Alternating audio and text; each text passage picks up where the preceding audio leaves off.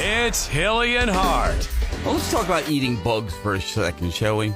Boy. They've done a little study, and they say the thing that really keeps most people from eating insects, other than the fact that it's disgusting, is the surprise factor of it. Not that, oh, this is gross, or I don't think that is the reaction most people have, at least according to this. It's the idea of eating it, of the, oh, this was a what, or whatever, that kind of thing. No, I'm sorry.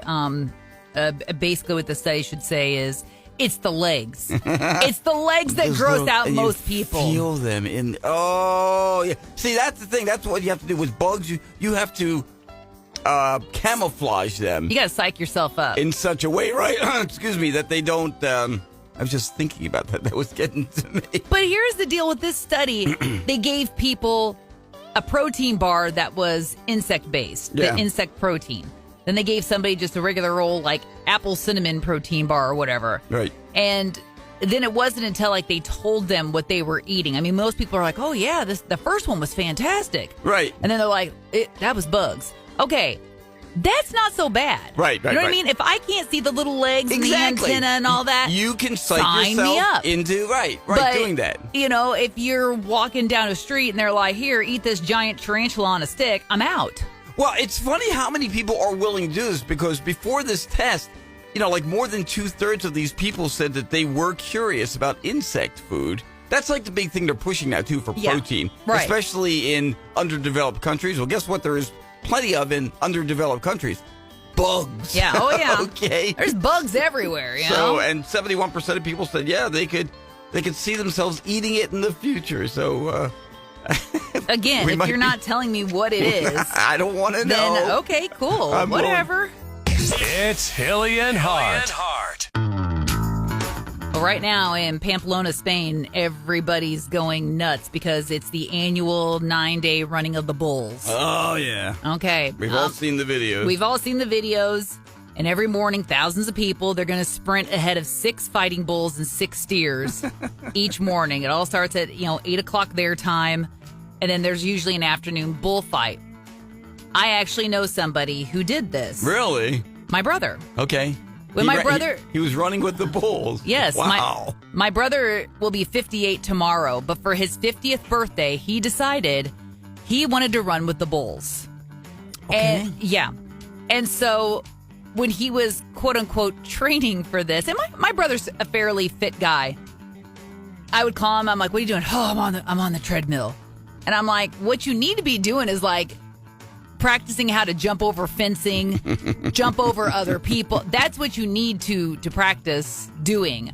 But he says his running of the bulls was very uneventful. He says it's just mass chaos. Right. There's thousands of people. That's what it looks like on video, mass chaos. Once it starts, right. He goes, really, you're at the mercy of the people in front of you and the people behind you. Not the bulls. Exactly. Right. He goes, no, that's a very real threat. He goes, but people in front of him went down and fairly quickly, which tripped him up. And then there were people on top of him. It's like a chain reaction. Right. And then he said, next thing I knew, here come the police. And they're like, stay down, stay down, stay down. Yeah. He goes, and we just had to basically stay down while the bulls ran past them. See, that's my thought is I wouldn't really worry in that situation much about the bulls. I'd be more like, okay, well, if you can kind of just hang with the pack, right. The people, they're going to be sort of buffers for you in a way, like human shields, so to speak. Right. I mean, he said it was kind of disappointing, not quite the experience he was hoping for. Meanwhile, I wonder how the bulls feel about this. It's like, hey Jerry, guess what today is? What? The running of the bulls. Oh, the humans coming over again. Are you kidding? They probably love it. They're probably like, look at all these morons lined up. It's Hilly and Hart. This is one of those things that you don't necessarily think about, but when you start discussing it, you're like, oh, I do that too. Mm-hmm. Almost 3/4 of us admit to, after we blow our nose, checking the tissue. Like, I don't know if it means we want to see if it actually made it into there, or what it looks like, what color it is. I don't know, but they did a survey, and I would love to have heard the way the survey question was. Do you check your tissue after you blow your nose? because I tend to do that. I've watched Hilly do this on numerous occasions. You just kind of want to see, because they say, almost 2/3 of them say it's oddly satisfying. Gross. Okay, so I do when I'm sick. If I have a sinus infection, because that's how you can kind of tell your antibiotics are starting to work. Right. When you go from that awful green hue to that putrid yellow hue, and then it starts clearing up, you're like, okay, it's working, I'm on the mend. Mm-hmm. But just for funsies, no, I do not tend to do that. Well, I don't know how much fun I'd say it is, but it's... Although, here's something that's fun. In this survey, almost a quarter of people admit to showing it to someone else after No. they blow their nose. Hey, check this out. No, I cross the line at that. Now, I don't do that. I mean, for me, it's just my own private enjoyment. Hilly, but, I you don't know. care if part of your brain comes out of a nostril, okay? I don't want to see it. Fortunately, I don't have much of that.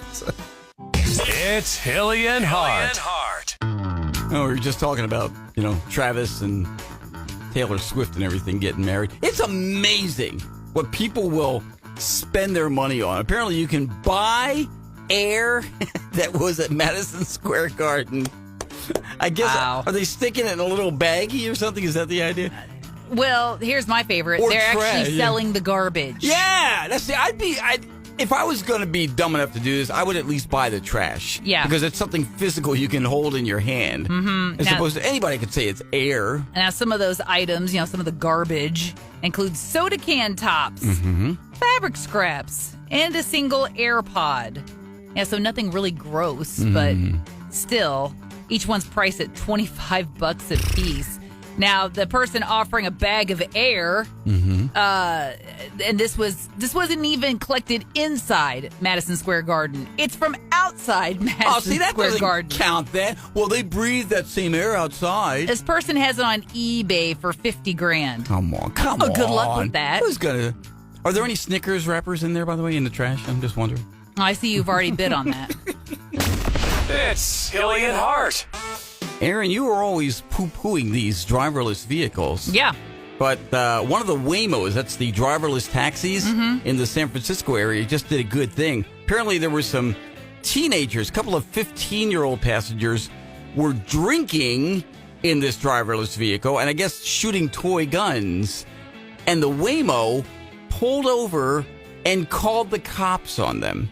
Oh, so they're narcs. Yes, the Waymos, The Waymos are narcs. Are narcs as well. They say these kids have been firing gel-filled pellets from toy guns out of this moving vehicle. And the Waymo was like, we don't allow that kind of activity in our vehicles. And they pulled over, and the kids were probably like, why is it pulling over? Called the cops. They showed up, and... Here's the deal with these toy guns. They look so realistic they do. now. Law enforcement has to be very careful. This could have gone really, really bad. So Officers showed up with guns drawn. I mean, of think course. about it, Yeah, because, they don't know at the time that it's a toy. Yeah. But, hey, good on Waymo for doing the right thing. Yep. And then, by the way, the Waymo rules, they state that its cameras and microphones could be used for safety purposes, which in other words, hey, we're going to call the cops on you if you're doing something illegal. That's what that comes down to. So That's right. So if there you're you go. looking to break the law in any way, don't take a Waymo. Waymo going to narc you.